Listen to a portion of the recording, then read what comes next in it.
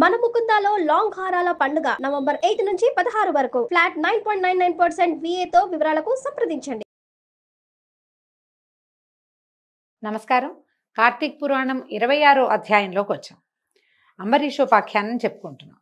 దూర్వాసుడు చక్రస్వామి ఆయన వెనకాల పడేసరికి భూలోకము మొదలైన సమస్త లోకాలు తిరిగి శీఘ్రంగా హరినిలయమైన వైకుంఠానికి చేరాడు. దూర్వాసుడు పరిపరి విధాలుగా వేడుకున్నాడు. జగన్నాథ, బ్రాహ్మణ ప్రియ, మధుసూదన, వక్ర సంభవమైన ఈ చక్రం యొక్క ధారలు నా పైన పడకుండా రక్షించు. ఓ విష్ణు, సూర్యకాంతి సమాన కాంతి కలిగినటువంటి సూర్యకాంతి కాదు, కోటి సూర్యులతో సమానమైంది. సూర్యకోటి సమాన కాంతి కలిగినటువంటి ఘోర చక్రము నన్ను చంపుటకు వచ్చుచున్నది. నివర్తించు స్వామి. ఓ దేవా, నీ భక్తుడైన అంబరీషునకు అన్యాయముగా శాపమిచ్చిన పాతకునకు నాకు ఈ శిక్ష తగినదిగానే ఉన్నది. బ్రాహ్మణులు వేల జనముల్లోనూ నేను బహుపాతకుడు, చాలామంది బ్రాహ్మణులు వాళ్ళలో నేను బహుపాతకుడిని కాబట్టి నన్ను రక్షించి. ఎందుకంటే నాలాంటి వాడు నేనొక్కడనే, ఈ పొరపాటు చేసేవాడు ఇంకెవడూ లేడు, నేనొక్కడనే ఇలాంటి పొరపాటు చేశాను కాబట్టి నన్ను రక్షించు. నీ వక్షస్థలంలో బ్రాహ్మణుడి పాదం ఉంది కదంటే, భృగు మహర్షి విష్ణుమూర్తిని పాదంతో తన్నాడు ఆయన గుండెల్లో. కాబట్టి నా పాతకాన్ని కూడా నువ్వు సహించాలి తండ్రి. ఈ ప్రకారంగా ఇలా రకరకాల మాటలు మాట్లాడుతూ రక్షించు, కాపాడు, కరుణించు, నువ్వు బ్రాహ్మణ ప్రియుడివి అని బతిమలాడుతూ ఈ దూర్వాస మహాముని సాష్టాంగ నమస్కారం చేసిన వాడే అనేక సార్లు పలికితే విష్ణుమూర్తి నవ్వుతూ ఇలా అన్నాడట, దూర్వాస, బ్రాహ్మణులు నాకు దేవతలు, ఇది నిజము. నీ వంటి తాపసోత్తములైన వారు ఇంకా దేవతల కంటే ఎక్కువే అవుతారు. బ్రాహ్మణోత్తమ, నీవు సాక్షాత్తు శంకరుడవు, బ్రహ్మస్వరూపుడవు. జటలతో కూడి భృకుటీకుటులమైన నీ ముఖం చూస్తే ఎవరికి భయం కలగదు. మీ వంటి వారు, మీలాంటి వాళ్ళంటే ఇంత తాపసికులైన వాళ్ళు మీ వంటి స్వభావమునకు వికారము కలగనివ్వరు కదా. నేను మనోవాకాయముల చేత బ్రాహ్మణులకి అపకారము కొంచెమైనా చేయను. నా సంగతి నీకు తెలుసు కదా. దేవతలకు, బ్రాహ్మణులకు, సాధువులకు, గోవులకు సుఖము కొరకు ప్రతి యుగమందు నేను అవతరిస్తాను. దూర్వాస, నీవు సాధునిందితమైన కర్మను ఆచరించావు. ఈ అంబరీషునకి బ్రాహ్మణుడివి అయి ఉండి అతనిని రక్షింపతగిన వాడివయ్యుండి కూడా అకారణముగా శాపమిచ్చావు. అంబరీషుడు మనోవాకాయముల చేత శత్రువునకైనా అపకారం చేసేవాడు కాదు. సర్వభూతములందు నన్నే భావిస్తూ, అంటే విష్ణుమయంగా భావిస్తాడు, సర్వాన్ని భావిస్తూ అన్ని చోట్ల కూడా నన్నే చూస్తూ ఉంటాడు. అలాంటి వాడిని నీవు వృధాగా అనేక బాధలు పెట్టావు. ఇది నీకు తగునా? నీవు భోజనానికి వచ్చేదనని చెప్పిపోయి సకాలమునకు రాలేదు. నీకు అనుష్ఠానం ఉన్న ఎడల అతనికి అనుజ్ఞ ఇవ్వలేదు. అయ్యా, నేను రావడానికి కొంచెం ఆలస్యం అవుతుంది, నువ్వు భోంచేసేయి, తర్వాత నేను వస్తాను అని చెప్పుండొచ్చు. కానీ నీకు చెప్పలేదు. నువ్వు నీ అనుష్ఠానం పెద్దది, అతనికి ద్వాదశి పారణకు వస్తానని చెప్పావు. అందుకని అతను ఏం చేశాడు, కేవలం జలం పుచ్చుకుని ద్వాదశి పారణ ముఖ్య కాలంలో చేశాడు. అతనికి ద్వాదశి ఘడియలు వెళ్ళకుండా పారణ చేయటమే ముఖ్యం. అందుకని కేవలం అతను తీసుకున్నది ఒక పురుషుడు నీళ్లు అంతే. ఉదకపానంలో ఏం దోషం ఉంది? బ్రహ్మచర్యాదులకు ఆహార నిషిద్ధమందు ఉదకపానం విహితమై ఉండగా దాహశాంతికై అంబరీషుడు జలపానం చేసినందువల్ల ఏం దోషం జరిగింది? నీకు ఏది సందు దొరకక ఏదో ఒకదాన్ని తప్పుగా చేసుకుని శాపం ఇచ్చావు గాని సరిగ్గా విచారిస్తే నిజంగా అది దోషమా? అదీకాక అతను శాస్త్రాన్ని చక్కగా విచారించి ద్వాదశి కాలమందు జలపానం మాత్రమే చేశాడు. నువ్వు శాస్త్రవేత్తవే కదా, నీకు కోపమునకు తగిన కారణం ఏదో చెప్పు. అతను భోజనం చేసేస్తే నీకు కోపం రావచ్చు, కానీ ఒట్టి జలపానమే కదా చేశాడు. అప్పటికి నిన్ను అనేక విధాలుగా ప్రార్థించినా కూడా నీవు కోపం తగ్గించుకోకుండా అతన్ని దూరముగా పోగానే అతను ఏం చేశాడు, ఒక తన్నుదన్నేవు నువ్వు అతను కిందకి పడ్డాడు. బ్రాహ్మణ ప్రియుడైన ఆ రాజు బ్రాహ్మణుడవైన నీ వల్ల భయం ఉంది, తన హృదయాంతర్వాసిను స్వయంభువు అయినటువంటి నన్ను శరణు వేడాడు. ఇంతలోనే నీవు శాపం ఇచ్చావు. బ్రాహ్మణుని మాట అసత్యమైపోవునన్న తలంపుతో రాజు హృదయమందున్న నేను ఆ 10 జన్మల్ని అంగీకరించాను. ఆ రాజుకి అంబరీషుడు నీవు శాపమిచ్చుటే ఎరగడు. నీవు శాపమిచ్చే సమయంలో రాజు ఏమనుకుంటాడు, అయ్యో బ్రాహ్మణాపకారం కలిగిందే, ద్వాదశిని విడిచిన హరిభక్తి లోపిస్తుందన్న భయంతో జలపారణం చేశాను, దాంతో బ్రాహ్మణ తిరస్కారం అయింది, హరి నన్ను ఎట్లాగైనా కాపాడు అని దీనుడైన అతను శరణుజొచ్చి నాయందే మనసు ఉంచి ఇతర విషయములను మరచి తన శరీరాన్ని తను తెలియకుండా ఉన్నాడంటే ఆయన స్పృహలో లేడు. అంబరీషుడు దుఃఖంతో, భయంతో, తప్పు చేశానేమోనన్న చింతతోటి మనసులో లేక అతను చింతలో ఉన్నాడు. ఆ చింతాక్రాంతుడై అపస్మార స్థితిలోకి వెళ్ళిపోయాడు. అతని మనసు నా యందు మాత్రమే ఉంది. ఇలా ఉండనప్పుడు నువ్వు శాపం ఇచ్చావు. శాపమందు నువ్వు మీనము కూర్మము మొదలైనవి కమ్ము అని చెప్పితివి. అప్పుడు భక్త బాధా నివర్తకుడినైన నేను అతని హృదయమందు నివసించి ఉండి అతని చెవు వలన నీవిచ్చిన శాపములను వినుచు నా భక్తుడికి అన్యాయంగా శాపం తగిలింది కదా, దీన్ని ఎట్లా చేద్దామని ఆలోచించాను. బ్రాహ్మణుని మాట సత్యముగా చేస్తే కనుక నా భక్తుడికి అనిష్టం కలుగుతుంది, చాలా కష్టం, అతను ఇబ్బంది పడతాడు, అతను చెయ్యలేడు. శాపాన్ని నివారిస్తే కనుక బ్రాహ్మణ వచనం అసత్యం అవుతుంది.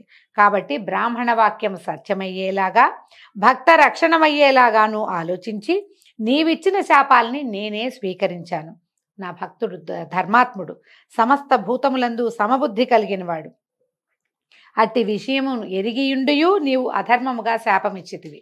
వేదములందు దేశమును బట్టి కాలముని అనుసరించి వయస్సును ముఖ్యంగా చేసుకుని తర్వాత జాతిని అవలంబించి ఆశ్రమములను విషయముగా చేసుకుని మనుషులకు అనేక విధ ధర్మాలు చెప్పబడ్డాయి.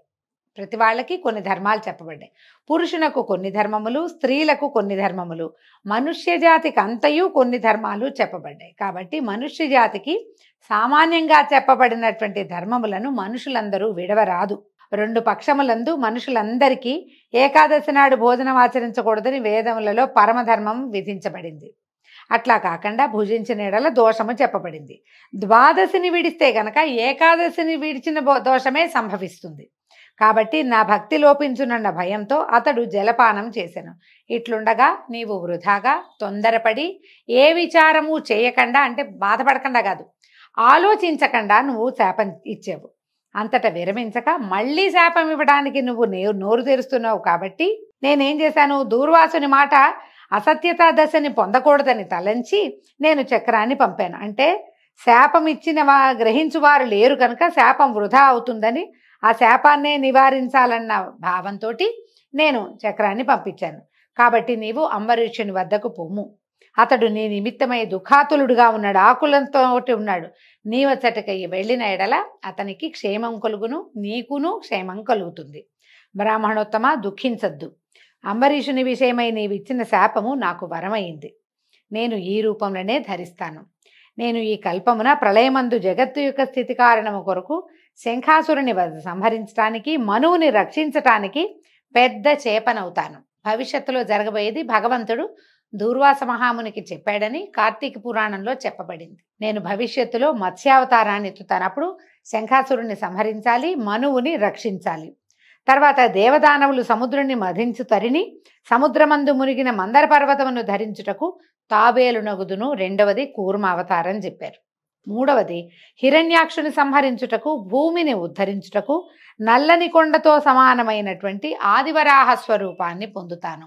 ఇవి డెవలప్మెంట్ కూడానండి. చేప, తర్వాత కూర్మం, తర్వాత వరాహం, అట్లా స్వరూపం కూడా పెరుగుతోందన్నమాట. హిరణ్యకశిపుని సంహరించుట కొరకు క్రోధజ్వాలల చేత దిగంపుతముల వ్యాపించుచు వికృత ఆననుడైన మనుష్య సింహమునగుదును. ఇది నారసింహావతారంగా చెప్పబడింది. తర్వాత లోకత్రయమును జయించి బలిని బంధించి ఇంద్రునకు పోయిన రాజ్యాన్ని ఇవ్వడం కోసము నేను అందరికంటే పొట్టివాడిని, మానవులలో పొట్టివాడుగా అంటే వామనావతారాన్ని తీసుకుంటాను. క్షత్రియ నాశనము కొరకు మహాబలముతో కూడి ఉండి క్రూరకర్మయుతుడనై పరశురాముడను పేరు గల బ్రాహ్మణుణ్ణి అవుతాను. ఎందుకంటే ఈ పరశురామ అవతారం అండి, ఆయన సంహరిస్తే ఏమైంది, భగవంతుడే కదా అనిపిస్తుంది. ఆయన బ్రాహ్మణుడు, జమదగ్ని మహాముని కుమారుడు. ఆయన చేయవలసిన విధేమిటి, తపస్సు, యజ్ఞమే. కానీ ఆయన ఏం చేశాడు, క్షాత్రధర్మాన్ని తీసుకున్నాడు. తను చేయవలసిన ధర్మాన్ని ఆయన ఆచరించాల, ధర్మం తప్పి శత్రువుల నాశనం చేశాడు. అలాంటి అవతారాన్ని స్వామి స్వయంగా నేను తీసుకుంటాను అని చెప్పాడు. తర్వాత రావణుని సంహారము కొరకు ఆత్మజ్ఞానశూనుడైన రాముడనే రాజునవుతాను. ఈ రామావతారం గురించి చూడండి, ప్రత్యేకంగా ఏం చెప్పారంటే ఆత్మజ్ఞానశూనుడు అంటే రాముడికి జ్ఞానం లేదా అలాంటి భావాల్లోకి వెళ్ళకండి, శాంతం పాపం, అలాంటి ఊహ చేయకూడదు. ఈయన నేను భగవంతుణ్ణని ఎక్కడా చెప్పలా. రామావతారంలో పరిపూర్ణ మానవావతారుడుగా ఉన్నాడు రాముడు. భగవంతుడు మానవ జన్మ తీసుకుని ఒక మానవుడు ఎలా ఉండాలో అలా జీవించి చూపించాడు. మానవులకి ఉండేటువంటి అన్ని రకాల దుఃఖాలు, భయ ఉద్వేగాలు అన్నిటినీ పొందాడు ఆయన. సీతావియోగంతో పరమ దుఃఖితుడుగా కనపడతాడు రాముడు వాల్మీకి రామాయణంలో మనకి. మానవులనే ఆయనే భగవంతుడని తెలిసే ఆయనకి దుఃఖమేముంది, నేను ఇది చేయగలనని తెలిసిన వాడైతే దుఃఖం అక్కర్లేదు. ఆమె ఎక్కడుందో తెలియక దుఃఖించాడు, ఆమెను పొందలేక పరితాపించాడు. ఆయనకి దొరికిన తర్వాత కూడా ఈమెను ఇట్లా లేనేమోనని దుఃఖపడ్డాడు. మానవ సహజమైన భావాలన్నిటినీ రాముడు స్వీకరించాడు. అందుకని ఆత్మజ్ఞాన శూన్యుడంటే భగవంతుణ్ణని తెలుసుకున్న రకంగా ఆయన ప్రవర్తించలేదు. తెలిసే ఉంటుంది, పరమాత్మకి తెలియందేముందండి, తెలుసుంటుంది. కానీ తెలిసినట్టుగా ఆయన మొత్తం రామాయణంలో ఆయన పూర్తి ప్రయాణం పుట్టుక దగ్గర నుంచి మళ్ళీ వైకుంఠ ప్రవేశం దాకా ఎక్కడా భగవంతునిగా ఆయన ప్రవర్తించలేదు. రామం దశరథాత్మజం అని చెప్తారు. నేను రాముణ్ణి దశరథాత్మజుండిగానే తనని తాను పరిచయం చేసుకుంటాడు, కానీ భగవదంశ సంభూతుడుగా ఆయన ప్రవర్తించడు. అది చెప్పారనమాట. అయితే యదువంశమందు ఆత్మజ్ఞానము కలిగియు గోపీకాముకుడనై రాజ్యము లేని కృష్ణుడనగుదును. ఈ కృష్ణావతారంలో ఆయన యదువంశంలో పుట్టాడు. ఆయనకు ఆత్మజ్ఞానం ఉంది, నేను భగవంతుడని ఆయనకి తెలుసు. కానీ ఆయనకి రాజ్యార్హత లేదు. రెండో కుమారుడిగా జన్మించాడు. అక్కడ అవకాశం లేదు కాబట్టి ఇంకది జరగలేదు. తర్వాత కలియుగమందు పాపమోహము కొరకు బుద్ధుడను అదితి కుమారుడని పాషండ మార్గోపదేశిని అగుదును. అది బుద్ధావతారం చెప్తారండి. మనం చూసేటటువంటి బుద్ధియిజం కాదు. ఈ బుద్ధావతార గాథలు మనకి సాధారణంగా మనం చూస్తున్నటువంటి రామాయణ భాగవతాది గాథల్లో కనిపించవు. ప్రత్యేకమైన కథనంగా కనిపిస్తుంది. ఒక యుగంలో ఇలా జన్మించారు ఆయన, ఒక కల్పంలో. తర్వాత కలియుగాంతమందు శత్రుఘాతకుడైన బ్రాహ్మణుణ్ణి అగుదును. కలికి అవతారము ఎక్కడో జన్మిస్తారని, అప్పుడు ఏంటంటే ఈ మానవుల్లో ఉన్నటువంటి విపరీత ప్రవర్తనలన్నింటినీ ఖండించి తన రాజ్యాన్ని స్థాపిస్తాడని చెప్పబడతాయి. ఇలాగా 10 జన్మలు నేను పొందుతానని భగవంతుడు స్వయంగా దూర్వాస మహామునికి చెప్పారు. దీనికి చెప్తున్నారు, ఇట్లు నాకు 10 జన్మలు కలుగును అని చెప్పినటువంటి ఈ విషయాన్ని వినేటువంటి వాళ్ళందరికీ పాతక నాశనం కలుగుతుంది అని చెప్తున్నారు. దీంతో కార్తీక మహాత్మ్యంలోని 26వ అధ్యాయం పూర్తయిందండి. రేపు ఉదయం 27వ అధ్యాయంలో మళ్ళీ కలుసుకుందాము. నమస్కారం.